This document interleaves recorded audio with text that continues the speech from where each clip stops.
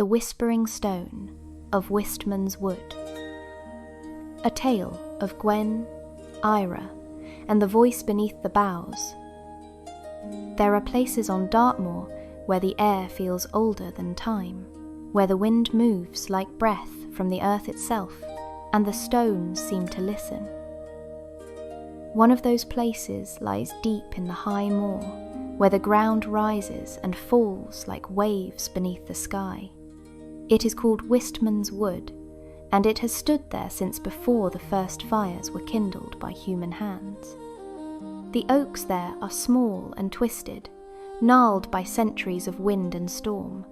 Their roots clutch at moss-covered boulders, and between them a green twilight lingers even at midday.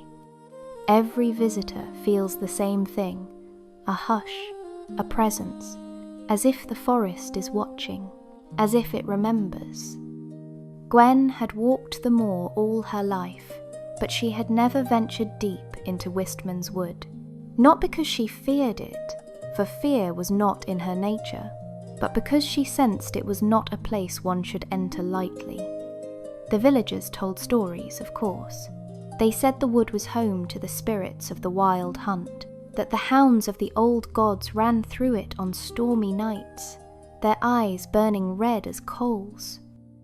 Others said the wood whispered secrets to those who listened too long, and none who heard them ever came back unchanged. Gwen would only smile when she heard such tales, for she knew that the land was not cruel, only ancient and deserving of respect. That evening, as the moon rose silver and full above the tors, Gwen stirred from uneasy sleep. Eira was already awake, sitting upright on the windowsill, her fur gleaming white against the dark. Her green eyes were fixed on the moor. Gwen listened. At first, all she heard was the soft rustle of the willows and the quiet breath of the brook outside her cottage. But beneath that faint and steady came something else.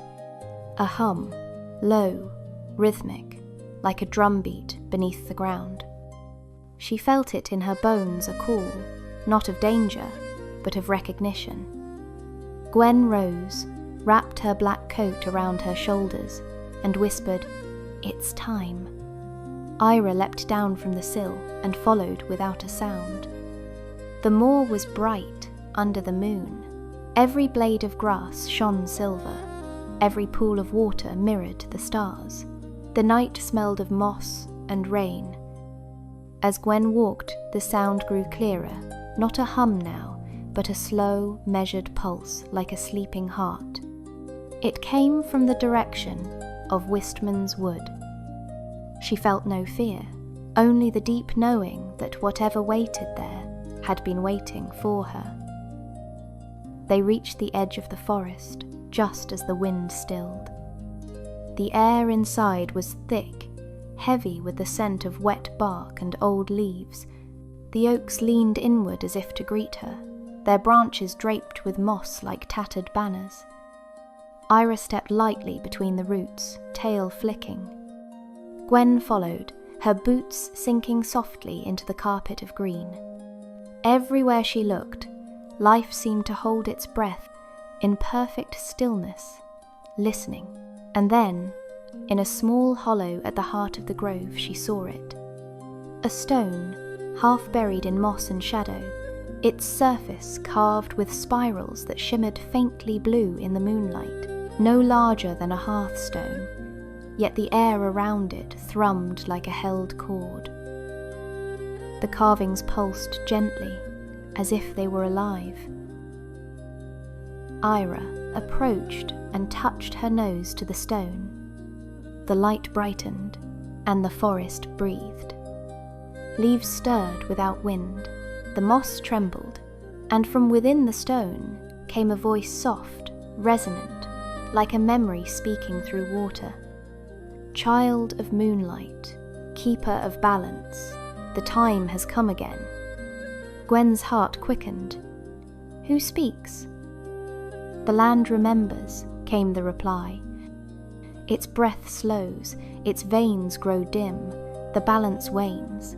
the stone must wake. She looked around the spirals glowing brighter, the trees seeming to lean closer.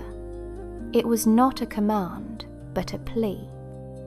She laid her palm upon the carvings. The stone was cold and warm, all at once alive beneath her touch. "What would you have me do?" she whispered. "Not give. Share." The word rolled through her like a wave, ancient and kind. Gwen closed her eyes. She felt her own pulse align with the rhythm beneath the earth, slow, deep, steady. And from her hands flowed light, soft silver, like moonbeams spun into silk. It threaded through the carvings, winding into the spirals until the stone shone like a piece of the night sky itself. The glow spread outward, tracing the roots of the oaks, rippling through the moss, touching every leaf, every hidden creature. Eira's fur shimmered, and her eyes caught the light, glowing bright as twin stars. The forest sighed, not with fear, but with relief. Gwen stayed kneeling until the light faded back to its gentle pulse. The voice spoke once more, low and calm. Balance restored, the wood breathes again, you are its echo. She rose slowly, feeling warmth linger in her palms. Her power had not left her. It flowed stronger than before, clear and bright, twined with the heartbeat of the moor itself. She smiled. "Then I'll keep watch for as long as I am needed." Eira brushed against her leg, and the sound of her purr seemed to blend with the quiet murmur of the trees. On the way home, the wood no longer felt still. It hummed softly, alive again, leaves whispering, moss glowing faintly, the night alive with peace. At the edge of the forest, Gwen turned back. The stone gleamed once more before dimming, as though winking in farewell. "Sleep well," she murmured. "I'll return when you call again." The dawn broke clear and gold over the moor. Mist hung low in the valleys, and birds stirred in the hedgerows. When Gwen reached her cottage, the brook by her door sparkled brighter, its water singing over the stones. She knelt to wash her hands. The ripples caught the sunlight, turning them silver for a heartbeat, a reminder that the land and her heart now pulsed as one. Eira leapt to her shoulder, purring softly. "Another secret kept," Gwen said with a smile. "And another promise kept too."